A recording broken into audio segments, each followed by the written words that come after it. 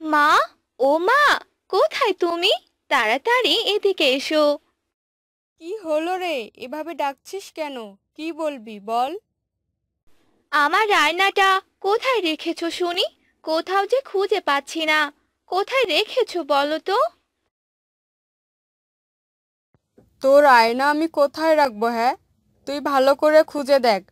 আমি কোথাও রাখিনি। কাজের সময় আমাকে একদম বিরক্ত করবি না। এ কথা বলে রূপসীর মা সেখান থেকে চলে গেল। আর রূপসী আয়না খুঁজতে লাগলো। আর আয়নাটি বিছানার এক কোণে পড়েছিল। ওহ, তুই এখানে পড়ে আছিস? আর আমি তোকে সারা বাড়ি খুঁজে বেড়াচ্ছি। তুই আমার সাথে না থাকলে তো আমার একদম ভালো লাগে না। দেখি তো আমার মুখটা। বাহ, কি সুন্দর দেখতে আমি। আমার মতো এত সুন্দরী বুঝি আর কেউ নেই। আর এই আয়নাতে মুখখানা না দেখলে যে আমার ভালোই লাগে না। সারাদিন তো আমাকে মুখ দেখতেই হবে। রূপসী আয়নায় নিজের চেহারা দেখছে আর কথা বলছে। তখনই সেখানে রূপসীর মা চলে আসে। আমি যখনই ঘরে আসি তখনই দেখি আয়নাতে তোর এই মুখখানা দেখছিস। এত দেখে কি হবে বলতো? তুই তো আমার সাথে একটু কাজও করতে পারিস। না মা, আমার কাজ করতে একদম ভালো লাগে না। আমার তো শুধু আয়নাতে মুখ দেখতে ইচ্ছে করে।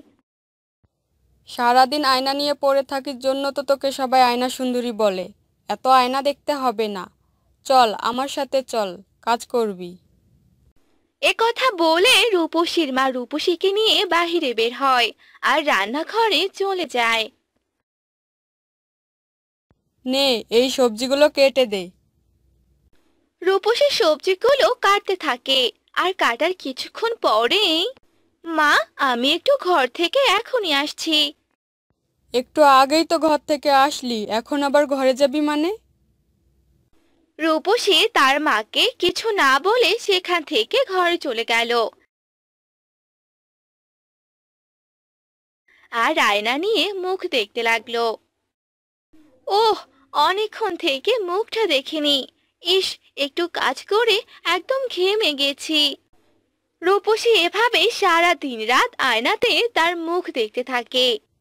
সবার মতামতের মাধ্যমে বিয়ের দিন তারিখ ঠিক হয়ে যায়। আর কিছুদিন পরেই রূপসীর বিয়ে হয়ে যায়। আর রূপসী শ্বশুর বাড়িতে চলে যায়। এই দেখো, আমি বাবার বাড়ি থেকে কি নিয়ে এসেছি। দেখি তো, কি নিয়ে এসেছো? এই দেখো, আয়না। আয়না? এটা আবার নিয়ে আসার কোনো জিনিস হলো নাকি? ও মা, কি সব বলছো তুমি? এই আয়না দিয়ে তো আমি আমার মুখখানা দেখবো। আমার এই মুখ না দেখলে তো আমার দিনই কাটবে না। তুমি দেখতে এমনিতেই অনেক সুন্দর। তোমায় আর আয়না দেখতে হবে না। যাও এবার, সবার জন্য রান্না করে ফেলো। আমার আবার কাজে যেতে হবে। কি সব বলছো তুমি? আমি রান্না করব মানে? আমি তো রান্না করতেই পারি না। রান্না পারো না তো কি হয়েছে? চেষ্টা তো করো। চেষ্টা করলে ঠিক পারবে। এরপর রূপসী রান্নাঘরে যায়, সবজি কেটে নেয়। কিন্তু কিভাবে রান্না করবে সে কিছুই বুঝতে পারে না। বাড়িতে যখন ছিলাম তখন তো সারা দিন রাত শুধু আয়নায় নিজের মুখখানাই দেখতাম। মায়ের সাথে কোনো কাজ করতাম না। আয়নাতে মুখ দেখে তো সারাদিন চলে যেত। কিন্তু এখন আমি কি করব? কিভাবে যে কি শুরু করব বুঝতেই পারছি না। এরপর রূপসী যেভাবে পারে ওভাবে রান্না করে নেয়। আর শাশুড়ি ও স্বামীকে খেতে দেয়। এই নাও, এবার তোমরা খাবার খেয়ে নাও। এসব তুমি কি রান্না করেছো বৌমা? খাবারগুলো দেখতে এরকম কেন? মা, এই খাবার আপনি কখনোই খাননি। এটা নতুন রকমের খাবার। খেতেও ভালো। একবার খেয়ে দেখুন। রূপসীর শাশুড়ি ও স্বামী খাবার মুখে দেয়। আর রূপসী মনে মনে বলে, হায় ভগবান, এবার কি হবে? জানি না কি সব করেছি। খেতে যে কেমন হবে, রক্ষা করো ভগবান। ওয়াক থু! সি সি সি সি সি! এসব তুমি কি রান্না করেছো বৌমা? মুখেই দেওয়া যাচ্ছে না। তোমার মা কি তোমায় রান্না শেখায়নি? আসলে মা। তুমি চুপ থাকো বৌমা। বাড়িতে নিয়ে আসার পর দেখছি সারা দিন শুধু আয়নাতে মুখ দেখেই যাচ্ছ। আবার বাবার বাড়িতে যা করেছো করেছো, এখানে এসব চলবে না। বুঝতে পেরেছো তুমি? হ্যাঁ মা, বুঝতে পেরেছি। এ কথা বলে রূপসীর শাশুড়ি সেখান থেকে চলে গেল, আর মোহন তার কাজে চলে গেল।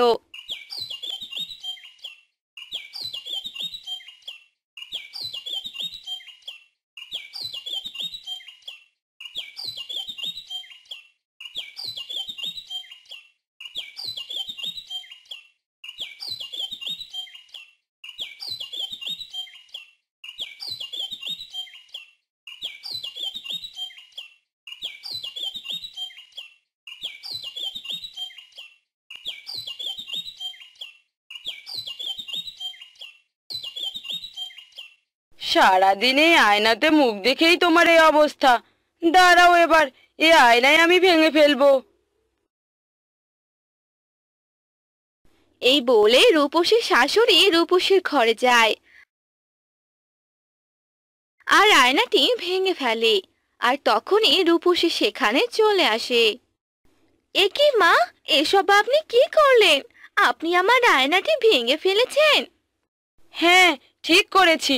এবার আর আয়নায় মুখ দেখা হবে না। এবার থেকে কাজে মনোযোগ দাও, বুঝলে? হ্যাঁ মা, ঠিক আছে। এরপর রূপসীর শাশুড়ি সেখান থেকে চলে গেল, আর রূপসী ভাঙ্গা আয়না হাতে নিয়ে কান্না করতে লাগলো।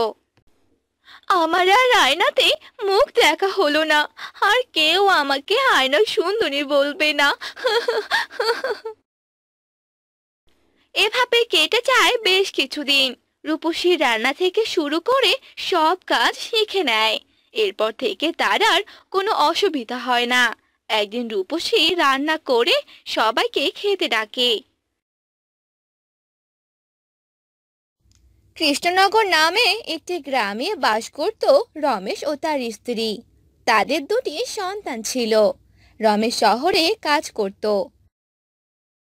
তাই সকাল হলে সে শহরে যেত আর রাতে বাড়িতে ফিরত। সেই গ্রামে ছিল একটা তেঁতুল গাছ। সেখানে থাকতো একটি ডাইনি। হে হে হে, আজ কতদিন থেকে বাচ্চা খাওয়া হয় না। বাচ্চার মাংস খেতে অনেক ভালো লাগে। হে হে হে, আজ বরং গ্রামে যাব আর সেখানে থাকা কিছু বাচ্চাকে তুলে নিয়ে আসবো। এই বলে সেই ডাইনি গ্রামের দিকে যেতে থাকে। তখন প্রায় অনেক রাত, যার কারণে কোনো বাচ্চাকেই সে বাহিরে দেখতে পায় না। তখন ডাইনি বলে, এ কি, এখন তো কোনো বাচ্চাকেই দেখতে পাচ্ছি না। মনে হয় এই রাতে কোনো বাচ্চাকে আমি ধরতেও পারবো না আর খেতেও পারবো না। আমি বরং আজ চলেই যাই। গিন্নি, আমি শহরে গেলাম, তুমি বাচ্চাদের দেখে রেখো, বাহিরে যেতে দিও না। আচ্ছা, ঠিক আছে।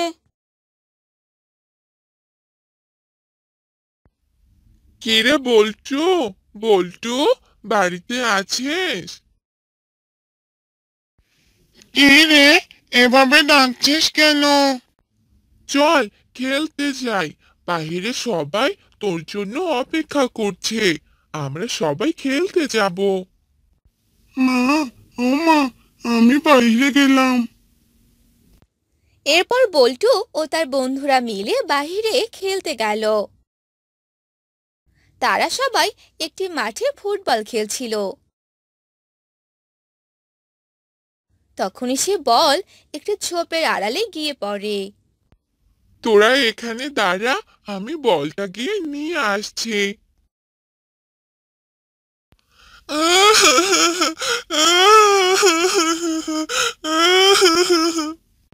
আরে, এখানে কে কান্না করছে? আরে কে তুমি? এখানে বসে আছো কেন?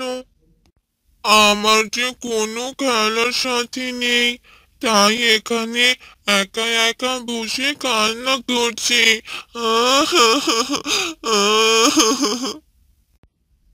কে বলেছে তোমার কোনো খেলার সাথী নেই? চলো, তুমি আমাদের সাথে খেলবে। সত্যি বলছো? আমি তোমাদের সাথে খেলতে পারবো? চলো তাহলে। তারপর শিলু সেই বাচ্চাটিকে নিয়ে আসে আর সবাই খেলতে থাকে। খেলা শেষ করতে করতে তাদের বিকেল হয়ে যায়। তখনই সে বাচ্চাটি বলে, আমার বাসা তো একটু দূরে, তুমি কি আমাকে একটু সামনে এগিয়ে দিয়ে আসবে? ঠিক আছে, চলো তাহলে। এরপর শিলু সে বাচ্চা ছেলেটিকে নিয়ে যেতে লাগলো। কিছু দূর যেতেই সে বাচ্চাটি এক ডাইনিতে পরিণত হলো আর জোরে জোরে হাসতে লাগলো। হে হে হে হে, এবার তোকে খাবো। কে কে কে কে তুমি? হ্যাঁ হ্যাঁ হ্যাঁ, কে? হে হে হে, আমি যে এক ডাইনি। তোকে যে এবার আমি তোকে যে এবার আমি খেয়ে নেব। না না না না, আমি যাব না। মা মা মা, বাঁচাও আমাকে, বাঁচাও। কিন্তু সেই ডাইনিটা শিলুকে নিয়ে চলে যায় আর শিলুকে খেয়ে ফেলে। আর শিলুর মা বাবা শিলুকে নিয়ে অনেক চিন্তা করতে থাকে। কি রে বাবা বল্টু, শিলুকে নাকি কোথাও পাওয়া যাচ্ছে না? আমিও তো তাই শুনলাম মা, কিন্তু শিলু তো সেদিন আমার সাথে ছিল, কিন্তু কোথায় যে তারপর গেল কিছুই তো দেখলাম না। আর আমরা পরে চলে এসেছিলাম। আজকে থেকে তুই আর বাহিরে যাবি না, ঠিক আছে বাবা? এসব তুমি কি বলছো মা? আমি বাহিরে কেন যাব না? বাহিরে না গেলে খেলবো কি করে? কোনো খেলাধুলা করতে হবে না, বুঝলি? মনে হয় কোনো চোর এই গ্রামে এসেছে আর বাচ্চাদের চুরি করে নিয়ে যাচ্ছে। এসব তুমি কি বলছো মা? এই গ্রামে আবার চোর কোথা থেকে আসবে? তোকে এত কিছু বুঝতে হবে না। এভাবে অনেক দিন চলে যায় আর বল্টু বলতে থাকে, না, এভাবে সারাদিন বসে থাকতে আমার একদম ভালো লাগে না। আমি আজকে যে করেই হোক বাইরে যাবই যাব।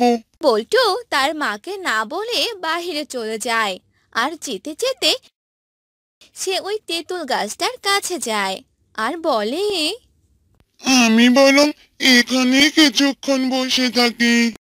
হে হে হে, আজ যে কপালটাই খুলে গেল। আজ একটা বাচ্চাকে যে আমার আস্তানাতেই পেলাম, সেই মজা হবে।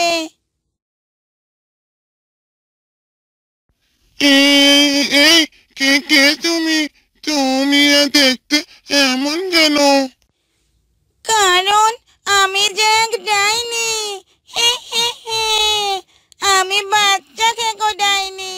এবার তোকে খেয়ে ফেলবো আর আমার অনেক শান্তি লাগবে। বাচ্চাকে কো ডাইনি মানে? তাহলে তাহলে তুমি কি আমাদের গ্রামের সব বাচ্চাদের খেয়েছো? হ্যাঁ, আমি সব বাচ্চাদের খেয়েছি। এবার তোকে খাবো। মা তাহলে ঠিকই বলেছিল। না না, আমাকে খেও না। আমি তোমার কি ক্ষতি করেছি? তুমি আমাকে কেন খাবে বলো? না না, তোর কোনো কথাই আমার শোনা যাবে না। এবার যে তোর পালা। অন্যদিকে বল্টুর মা বল্টুকে কোথাও না পেয়ে সারা গ্রাম খুঁজতে থাকে, কিন্তু কোথাও খুঁজে পায় না আর বলে, হায় হায় ভগবান, এ কি সর্বনাশ হয়ে গেল! আমার ছেলেকে যে কোথাও খুঁজে পাচ্ছি না, কি করব এবার আমি? হে হে হে, এবার অনেক শান্তি লাগছে আমার। হে হে হে হে। এই বলে সেই ডাইনি তেঁতুল গাছে উঠে পড়ে আর রাত হয়ে যায়।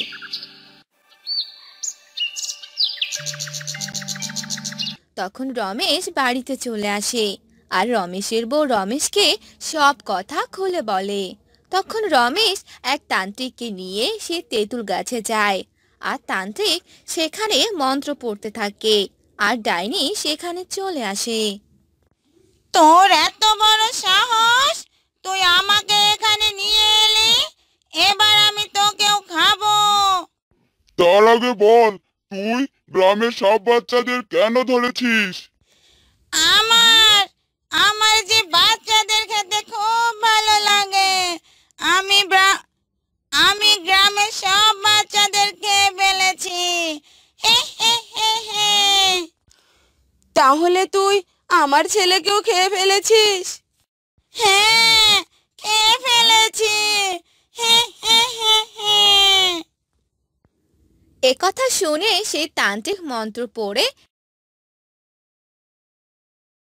ডাইনিকে একটি বোতলে বন্দি করে ফেলে আর এরপর থেকে গ্রামের সব বাচ্চা সুরক্ষিত থাকে।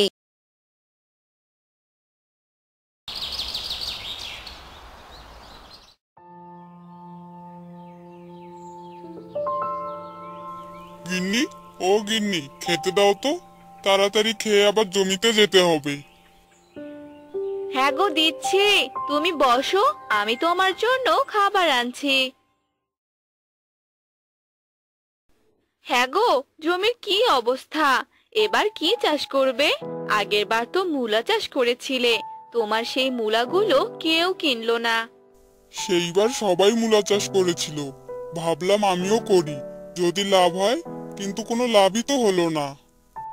এবার তাহলে আমার কথা শোনো, এবার সবাই জমিতে যে ফসল চাষ করবে তুমি সেই ফসল চাষ করবে না, তুমি অন্য ফসল চাষ করবে, তাহলে দেখবে তোমার সেই ফসল সবাই কিনবে, এতে লাভও হবে।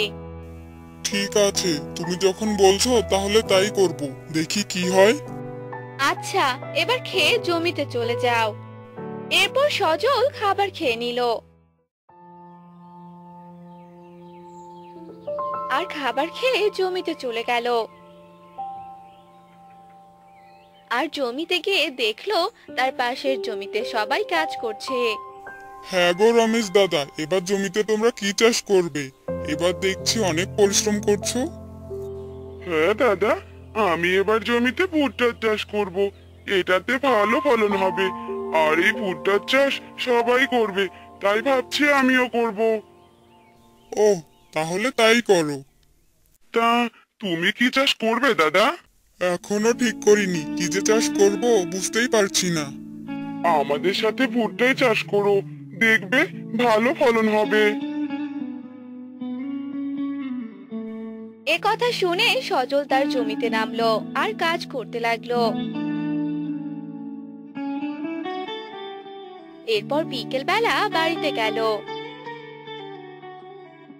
আর স্ত্রীকে ডাকতে লাগলো। হ্যাঁ গো গিন্নি, কোথায় গেলে গিন্নি?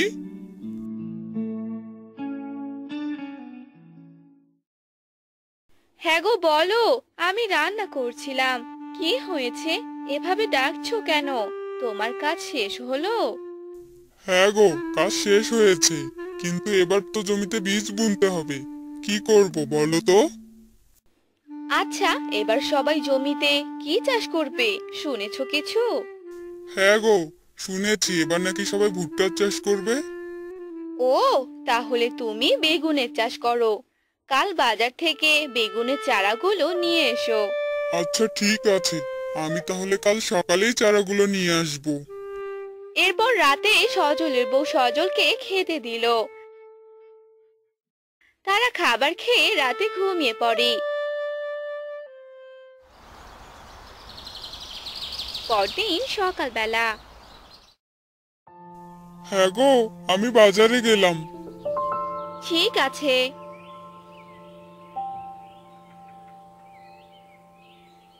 এই বলে সজল বাজারের দিকে যেতে লাগলো।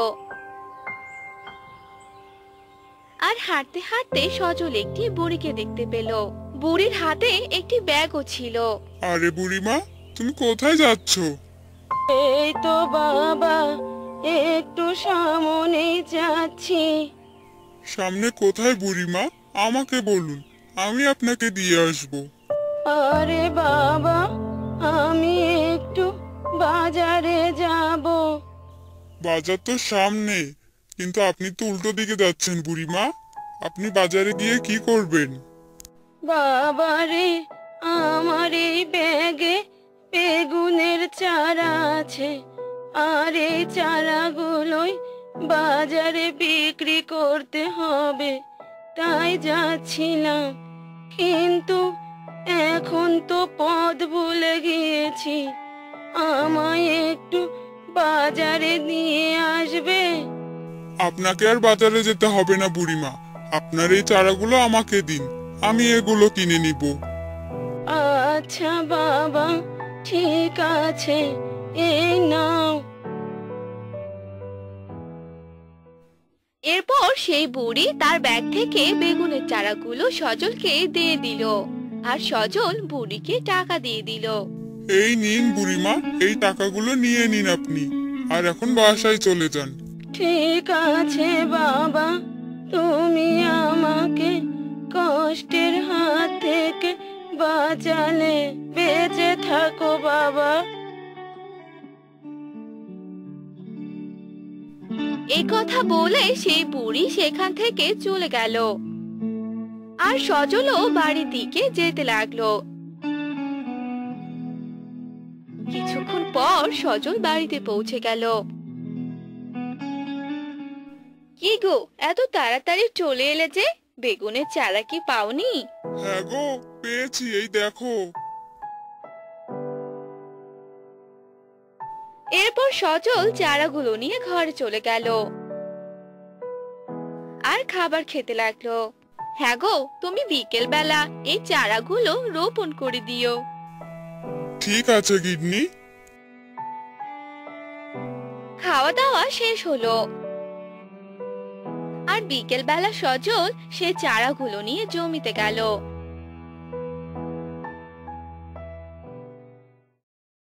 আর রোপণ করতে লাগলো।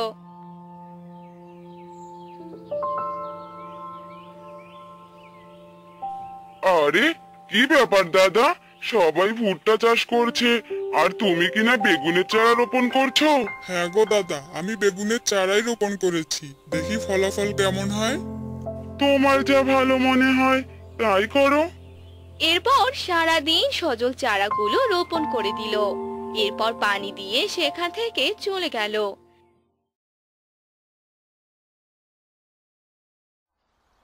এভাবে কেটে গেল বেশ কয়েকদিন। আর একদিন সজল তার জমিতে এলো। আরে এ কি, এসব আমি কি দেখছি? বেগুন তলায় দেখছি লাউয়ের গাছ হয়েছে, সাথে বেগুনের গাছগুলোও বেশ ভালো হয়েছে। যাই, এ কথা গিন্নিকে গিয়ে বলি আমি।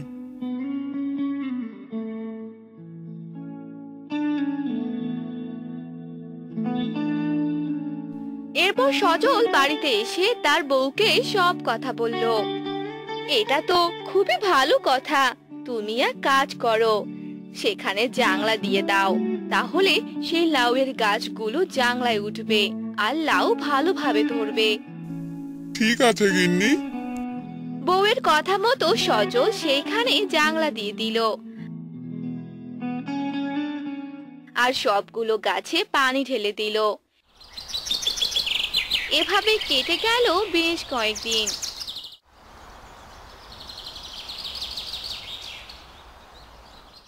বাহ বাবা বাহ, আমার জমিতে দেখছি লাউ আর বেগুন দুটোই ভালো হয়েছে, কি তাজা তাজা সবজিগুলো। এরপর সজল বেগুনের সাথে লাউগুলো উঠিয়ে নিল, আর সেগুলো বাজারে নিয়ে গেল। আর কিছুদিনের মধ্যে সেই সবগুলো সবজি বিক্রি হয়ে গেল। আর এসব দেখে রমেশ সজলের কাছে এলো। কি ব্যাপার দাদা, তুমি তো এবার দেখিয়ে দিলে, সবার থেকে তোমার ব্যবসা ভালো হলো। সব ভগবানের আশীর্বাদ, আমার কাজ শেষ, এবার আমি বাড়িতে যাই। হ্যাঁ দাদা, যাও যাও। আর আমি সকাল থেকেই বসে আছি, কেউ ভুট্টা নিতেই এলো না। এবার ভুট্টার অনেক দাম, সবাই চাষ করেছে তো। তুমি ঠিক কাজ করেছো, ভুট্টা চাষ করনি। এসব শুনে সজল বাড়িতে চলে এলো আর বউকে সব কথা খুলে বলল। এসব শুনে সজলের বউও অনেক খুশি হলো। দেখলে তো, আমার বুদ্ধি কাজে লেগে গেল।